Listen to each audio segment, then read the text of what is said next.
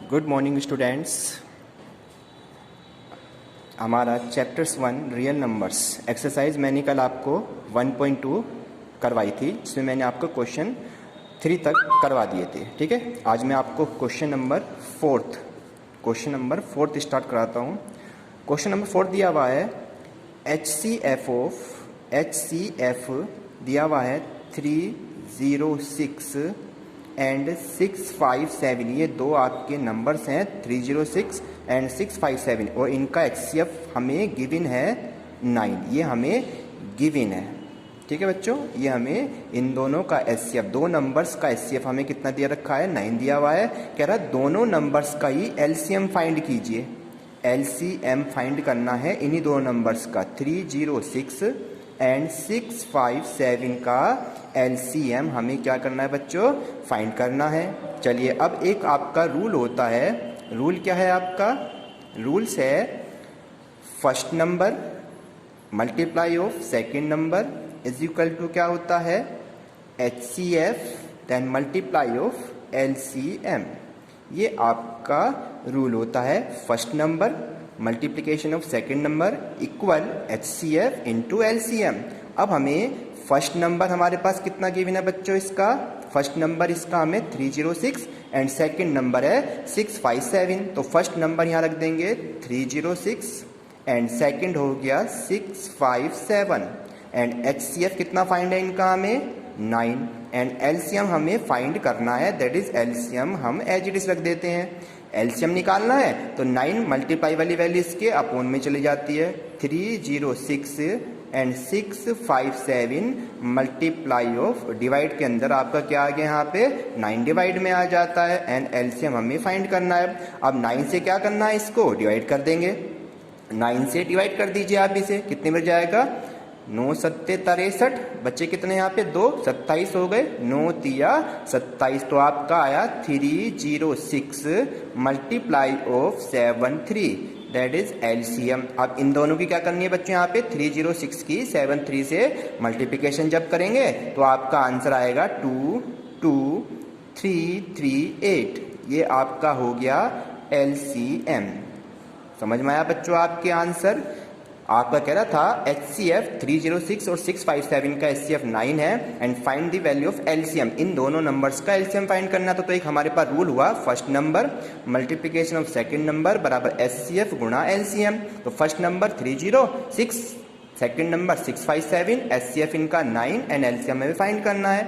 9 upon में गया, 9 से इसको डिवाइड कर दिया। 9 से डिवाइड करेंगे तो कितना आया 73 और 73 की 306 से मल्टीप्लिकेशन कर दीजिए। दैट इज आपका क्या फाइंड हो जाता है बच्चों यहाँ पे LCM 22338। ये आपका LCM आंसर आ जाता है। चलिए, अब आपको मैं नेक्स्ट क्वेश्चन करा देता हूँ। नेक्स्ट क्वेश्चन में आपका 6 क्वेश्चन वेरी इंपॉर्टेंट है, 5 आप अपने आप करेंगे और कोई प्रॉब्लम्स होती है तो मुझे आप बता दीजिएगा। चलिए, आपका 6 क्वेश्चन इंपॉर्टेंट है। क्वेश्चन है व्याख्या कीजिए 7 multiply of 11 multiply of 13 and plus 13।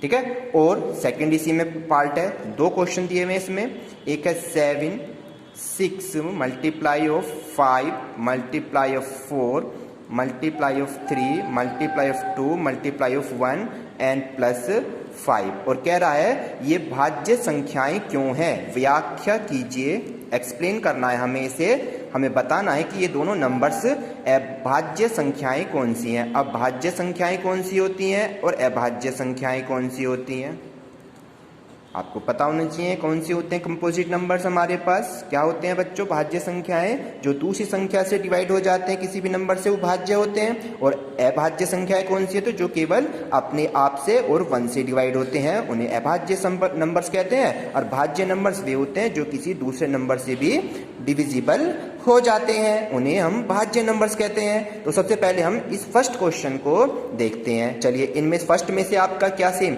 एक नंबर तो यहाँ से यहाँ तक सेम है, ये मल्टीप्लिकेशन इसके बीच में लग रहा है 13 प्लस का साइन, तो इन दोनों में सेम क्या आ रही है वैल्यूज 13। तो 13 को आप कॉमन ले लीजिए।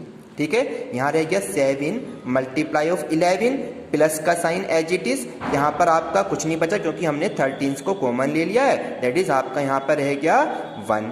ठीक है बच्चों, 13 ऐसी, 11 की 7 में कर दो, 11 सत्ते 77 प्लस 1। क्लियर बच्चों, यहाँ पे दोनों को प्लस कर दिया तो कितना आया 78 आया।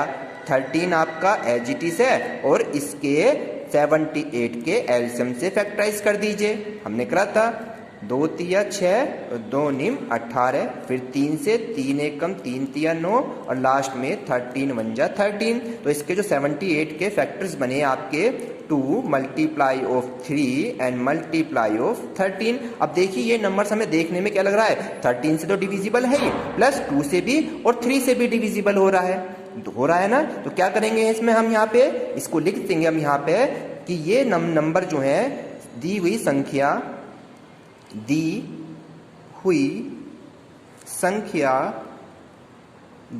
संख्या किससे 7 multiply of 11 multiply of 13 plus 13 के अभाज्य गुणनखंडों के अभाज्य गुणनखंडों के गुणनफल अभाज्य गुणनफल 2 multiply of 3 multiply of 13 multiply of 13 जो अभी हमने ऊपर निकाले हैं जस्ट ये वाले हमने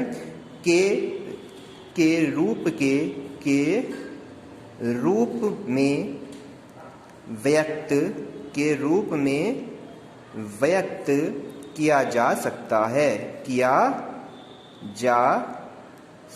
है। ये आपका क्वेश्चन इस तरीके से हो गया, बिल्कुल सेम एज इट इज ये वाला क्वेश्चन करना है। मैं आपको इसको लिख के बताता हूँ, आप सोल्व अपने आप करेंगे।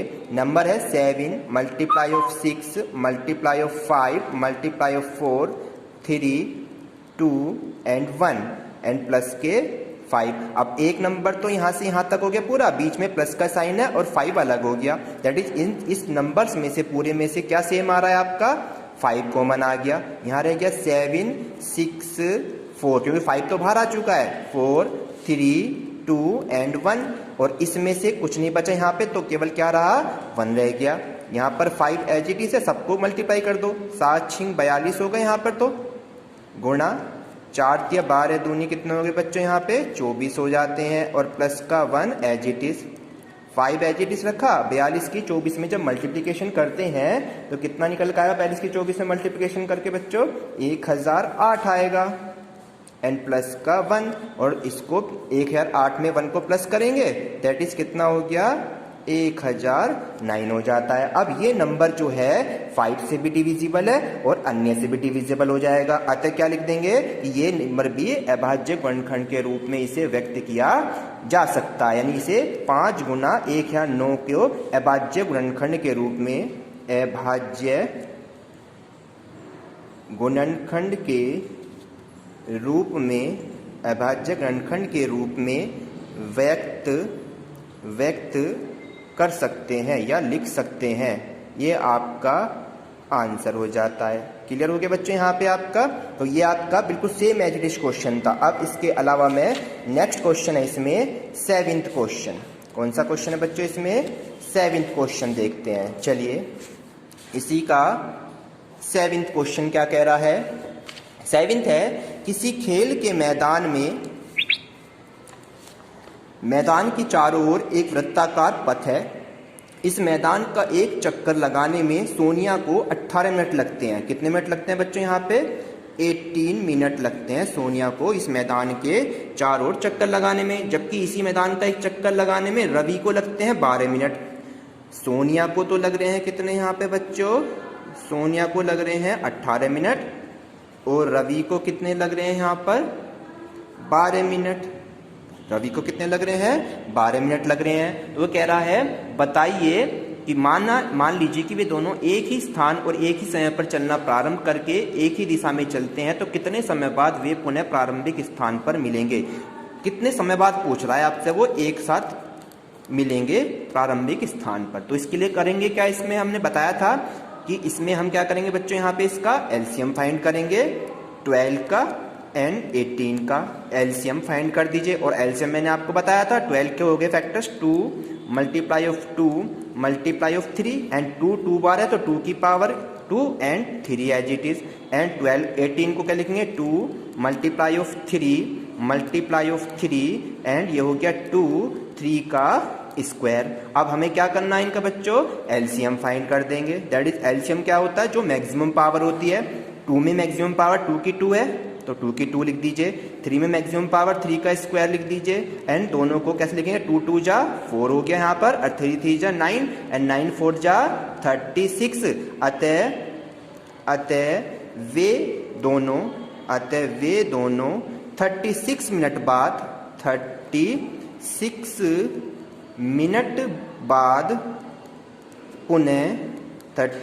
मिनट बाद पुनः प्रारंभिक स्थान पर मिलेंगे।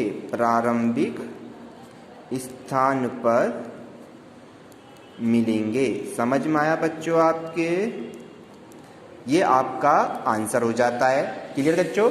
अब मैं आपको इसमें नेक्स्ट क्वेश्चन वेरी इंपॉर्टेंट कराने जा रहा हूं, जो आपके बोर्ड में 100% आता है। ठीक है, एक्सरसाइज करेंगे हम 1.3, और 1.3 का फर्स्ट क्वेश्चन दिया हुआ इसमें कि सिद्ध कीजिए, देन प्रूव कीजिए। आप क्या करना है, प्रूव कीजिए कि √5 एक अपरिमेय संख्या है। √5 एक अपरिमेय नंबर है, जबकि हमें पता है कि जितने भी अंडर रूट में वैल्यूज होती है वो सभी क्या होते हैं बच्चों, एक अपरिमेय नंबर ही होते हैं। तो इसे हमें वेरीफाई करना है कि सिद्ध कीजिए कि √5 एक अपरिमेय संख्या है। इस √5 में आपकी √2 भी आती है एग्जाम में, एंड √3 भी आती है एग्जाम में। ये नंबर्स बहुत आते हैं आपके एग्जाम में। तो √2, √3 एंड √5 को मैं आपको वेरीफाई करा देता हूँ। बिल्कुल same as it is procedure आप अपने √2 में करेंगे, ऐसे √3 में इन्हें अपनी नोटबुक में करेंगे। चलिए मैं आज लेके चलता हूँ आपको। देखो √5 को एक अपरिमेय नंबर प्रूव करना है, तो मान लेंगे हम इसे कि √5 एक अपरिमेय ना होकर एक परिमेय नंबर से। मान लिया हमने, माना √5 क्या है, एक परिमेय नंबर है। हमने उल्टा मान लिया इसको, विपरीत। ठीक है, √5 एक परिमेय संख्या है, और हम इसे इसकी बात को सीधे उल्टा कर देंगे तो ये अपना भी प्रूव हो जाएगी। √5 क्या है, मान लिया हमने एक परिमेय संख्या है, यानी कि रेशनल नंबर मान लिया हमने। अब रेशनल नंबर क्या होते हैं, P/Q की फॉर्म्स में होते हैं, यानी कि √5 जो हो गया वो किसके अपॉन में हो गया, P/Q के रूप का हो गया। तो √5 को रख दिया P/Q के इक्वल। ये होना चाहिए, एक होना चाहिए ये चीज। ठीक है, हमारे पास समझ में आई कि √5 जो है P/Q के रूप का होना चाहिए, जबकि Q जो होता है हमेशा क्या होता है, नॉट इज इक्वल टू 0 के बराबर होता है, तथा P एंड Q, P और Q क्या होते हैं हमारे पास, कोई धन पूर्णांक यानी कि पॉजिटिव वैल्यूज होती हैं, इंटीजर्स होते हैं पॉजिटिव। P एंड Q धन पूर्णांक है। अब P और Q में 1 के अलावा कोई भी अभाज्य गुणनखंड नहीं है।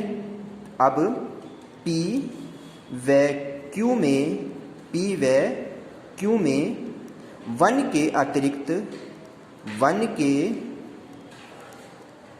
अतिरिक्त कोई अभाज्य, यानी इन दोनों में केवल एक ही सेम आ सकता है। P व Q में एक के अतिरिक्त कोई अभाज्य सर्वनिष्ठ का मतलब होता है कॉमन, सर्वनिष्ठ नहीं है। यानी केवल इसमें 1 ही कॉमन आ सकता है P और Q में, बाकी कोई नंबर हमारा कॉमन नहीं आ सकता है। ठीक है बच्चों, यहाँ पे क्लियर समझ में आ रही है आपके बात? केवल इसमें क्या सेम आ सकता है बच्चों, हमारा 1 के अलावा कोई भी सेम हमारा नहीं आ सकता इसमें। क्लियर बात समझ में आया आपके?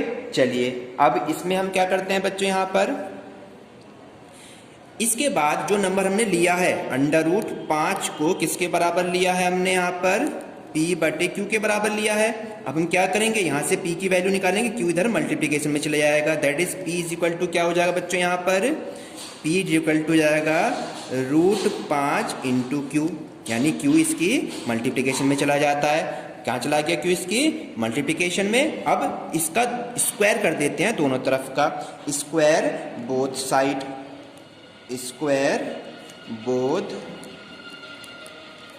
साइड, ठीक है, दोनों तरफ का स्क्वायर करने पर। तो स्क्वायर करेंगे तो p का स्क्वायर बन जाता है, दैट इज √5 का जब स्क्वायर करेंगे तो यहाँ पर केवल 5 रह जाएगा एंड q का स्क्वायर एज इट इज हो गया। ये क्या हो गया, यहाँ पर q का स्क्वायर हो जाता है। अब यहाँ तक क्लियर हो गया बच्चों। अब हम इसमें लाइन क्या लिखेंगे, देखिए जरा, p स्क्वायर को 5 डिवाइड कर सकता है तो लिखेंगे क्योंकि p स्क्वायर संख्या 5 से विभाज्य है, यानी 5 बटे में तो जाएगा इसके, p स्क्वायर 5 से विभाज्य है। किससे विभाज्य बच्चों, 5 से विभाज्य है। जब p स्क्वायर 5 से विभाज्य है तो p भी तो 5 से विभाज्य होगा, इसलिए p भी संख्या 5 से क्या है बच्चों, यहाँ पर विभाज्य है। क्लियर समझ में आया। मैंने क्या बताया कि मैंने इस q को इधर लेके गया और दोनों तरफ का स्क्वायर कर दिया और p स्क्वायर बराबर इसका रूट कैंसिल हो जाएगा। अब ये वैल्यू लिखने के बाद p स्क्वायर 5 इसके अपॉन में जाएगा, तो p स्क्वायर 5 से विभाज्य है तो इसका स्क्वायर हटाएंगे तो p भी 5 से विभाज्य होगा। जब p भी हमारा 5 से विभाज्य है तो अब क्या लिखेंगे, यहाँ पे p 5 से विभाज्य हो गया। तब हमने मान लिया, जस्ट उल्टा करेंगे अब यहाँ पे इसके आगे, मान लिया अब हम इसको विपरीत लेके चल रहे हैं। अब मान लिया p = 5r मान लो, ठीक है बच्चों। अब जहां पर p है, ये जो p हमारा निकल का है p, इस p की जगह हम क्या रख देंगे, यहाँ पे ये जो हमारा p स्क्वायर निकल का है, इस p की जगह मैंने क्या माना यहाँ पे 5r, बिल्कुल सेम एज इट इज। इस 5r को वहां पुट कर दीजिए तो कितना हो जाएगा, यहाँ पे इसका वर्क करेंगे तो p स्क्वायर, इसका दोनों तरफ का वर्क कर दिया, इसका भी मैंने क्या कर दिया, वर्ग करने पर, क्या करने पर बच्चों, वर्क करने पर। अब वर्क करेंगे तो क्या करेंगे, 5p का p स्क्वायर, 5 का कितना हो जाएगा 25 और r का r स्क्वायर हो गया। ये भी p स्क्वायर की वैल्यू होगी, दैट इज ये भी p स्क्वायर की वैल्यू हो जाती है, दोनों p स्क्वायर की है। तो इस p स्क्वायर की वैल्यू 5q स्क्वायर, ये हम यहाँ पर पुट कर देते हैं 5q स्क्वायर, और ये वाला 25r square as it is रख लीजिए। समझ में आया आपके सबको। और इसको हम 5 से डिवाइड हो गया, ये 5 पंजे 25, तो ये हो गया q का स्क्वायर इज इक्वल टू 5 का 5r स्क्वायर। अब देखिए यहाँ पे ये वैल्यू बिल्कुल सेम एज इट इज बन गई। कौन सी वाली, जो पीछे करी कि q स्क्वायर 5 से विभाज्य होगा, q स्क्वायर 5 से विभाज्य है, q स्क्वायर 5 से विभाज्य है। जब q स्क्वायर 5 से विभाज्य है तो q भी 5 से क्या होगा बच्चों, विभाज्य है, होगा, सीधी सी बात है। इसके बाद q भी 5 से विभाज्य होगा। अब हम क्या लेके चले थे कि उसमें p और q का एक के अलावा कोई सर्वनिष्ठ गुणनखंड नहीं है। p बटे q में एक के अतिरिक्त कोई भी सभाज्य सर्वनिष्ठ गुणनखंड नहीं है। जबकि हमने क्या करा, यहाँ पे 5p को भी डिवाइड कर रहा है और 5q को भी डिवाइड कर रहा है, यहाँ पे दो नंबर्स को डिवाइड कर रहा है। और क्या हो गया, ये विरोधाभास हो गया। यहाँ पे यह एक विरोधाभास है। क्या है बच्चों, यहाँ पे विरोधाभास है, यानी कि उल्टा हो रहा है। अतः हमारी मान्यता गलत है, अतः हमारी मान्यता गलत है। अतः हमारी मान्यता क्या होगी बच्चों, यहाँ पर गलत है।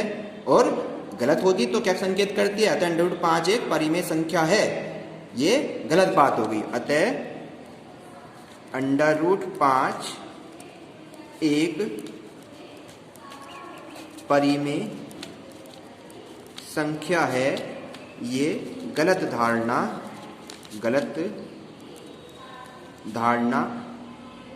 हो गई। ठीक है बच्चों। अतः √5 कैसा नंबर होगा, अतः √5 एक अपरिमेय नंबर है, √5 एक अपरिमेय संख्या है। ये हमारा क्या हो गया बच्चों, यहाँ पर प्रूव हो गया। इसी तरीके से ये आपको क्वेश्चन बोर्ड में जरूर आता है, बड़े ध्यान से इस क्वेश्चन को करेंगे। एक बार मैं फिर इसको क्लियर करा रहा हूँ आपको कि √5 एक अपरिमेय संख्या ये प्रूव करनी थी। तो मान लिया हमने √5 एक परिमेय संख्या उल्टा लेके चलेंगे, परिमेय संख्या होते हैं p बटे q के रूप में, जबकि q not is equal to 0 होती है और p और q क्या होते हैं, धन पूर्णांक होते हैं। अतः p और q में एक के अलावा कोई दूसरा सर्वनिष्ठ गुणनखंड नहीं होगा, यानी p और q में केवल एक ही सेम है, यानी सामान्य जो कॉमन है। अब इसको हम लेके चले थे दोनों तरफ को, इसकी q को मल्टीप्लाई हो गई इसमें, p एज इट इज है और रूट 5 की q में मल्टीप्लिकेशन हो गई। अब दोनों तरफ का स्क्वायर कर दिया, स्क्वायर बोथ साइड, तो इधर का p स्क्वायर, इसका रूट कैंसिल 5q स्क्वायर। अब लिखेंगे p स्क्वायर जो है 5 से डिविजिबल है, तो p 5 से डिविजिबल हो रहा।